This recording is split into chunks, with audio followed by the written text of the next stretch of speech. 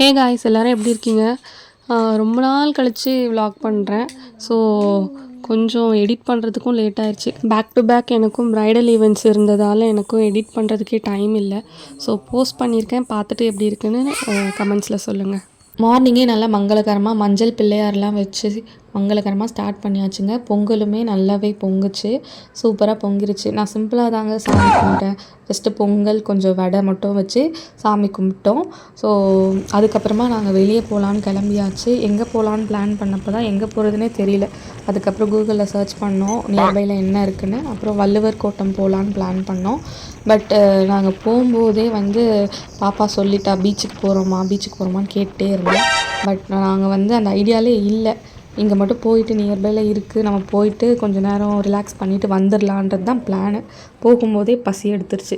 So நானும் ஹஸ்பண்டும் ஒரு கருப்பட்டி காஃபியில் ஸ்டாப் பண்ணிவிட்டு ஆளுக்கு ஒரு டீ குடிச்சிட்டு, இவளும் பார்த்துட்டே இருந்தாளா, இவளுக்கு ஒரு குச்சி மிட்டாய் ஒன்று வாங்கி கொடுத்துட்டு ஆளுக்கு ஒரு பன்னும் சாப்பிட்டோம்.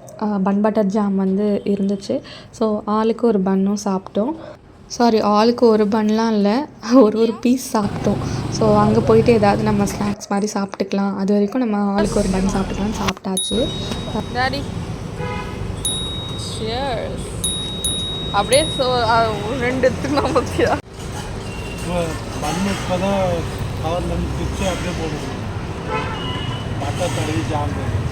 பரவாயில்ல, டிரைவருக்கு ரெண்டு குட்டா தப்பு இல்லை. என்னென்ன சொல்கிறோம் பாருங்க.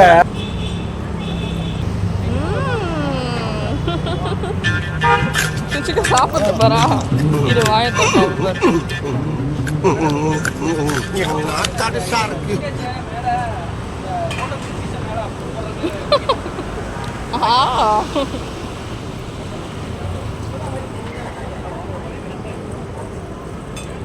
அதுக்கப்புறம் வள்ளுவர் கோட்டமும் வந்தாச்சு. என்ட்ரன்ஸ் ஃபீஸ்லாம் எதுவும் இல்லை, ஃப்ரீ தான்.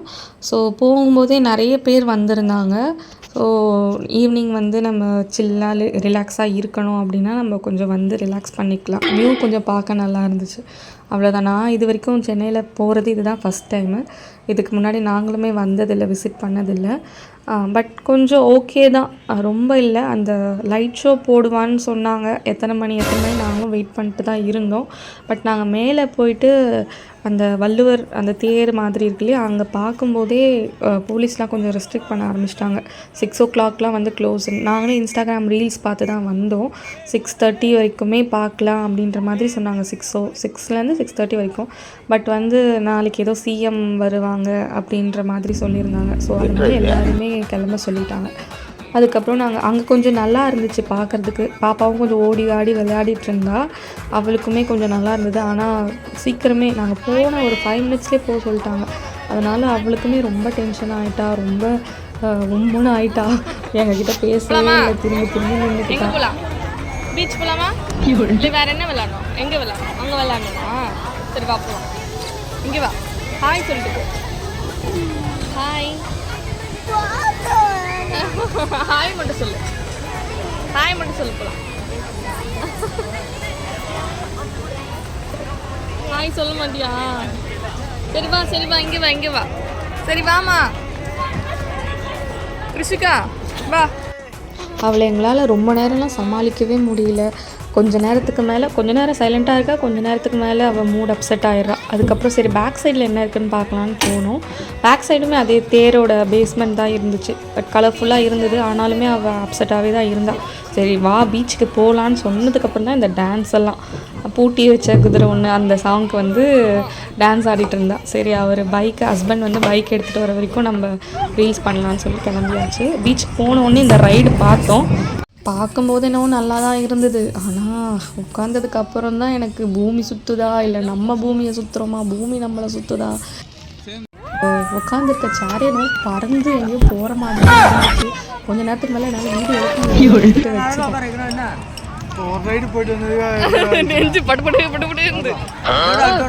தெரியுமா, இதோட ரைடே போக மாட்டேன். அது தெரியுமா,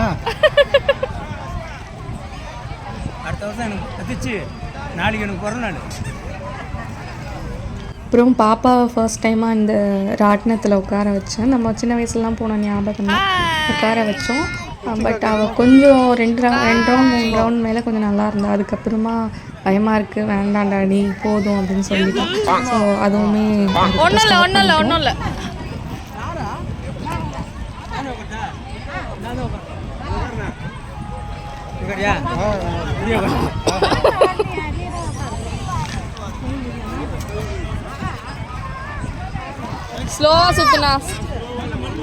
ஸ்லோவாக சுற்றுங்கண்ணா. ஹாய்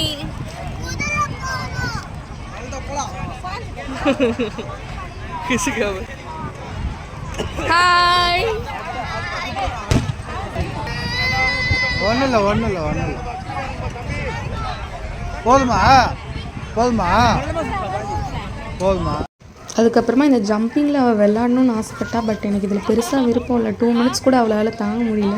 அதனால் நான் இறக்கி விட்டுட்டு சரி மண்ணில் விளாடணும்னு சொல்லிட்டு இருந்தாலேன்னு சொல்லிட்டு அங்கேயே இந்த டாய்ஸ் எல்லாமே சேல் பண்ணிட்டு இருந்தாங்க.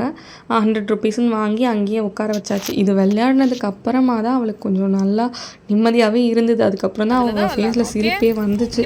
அம்மா பேர் வெரி குட். அதுக்கப்புறம் நானுமே கொஞ்சம் ஜுவல்ஸ் எல்லாம் வாங்கினேன். பட் அதை வீடியோ எடுக்க முடியல.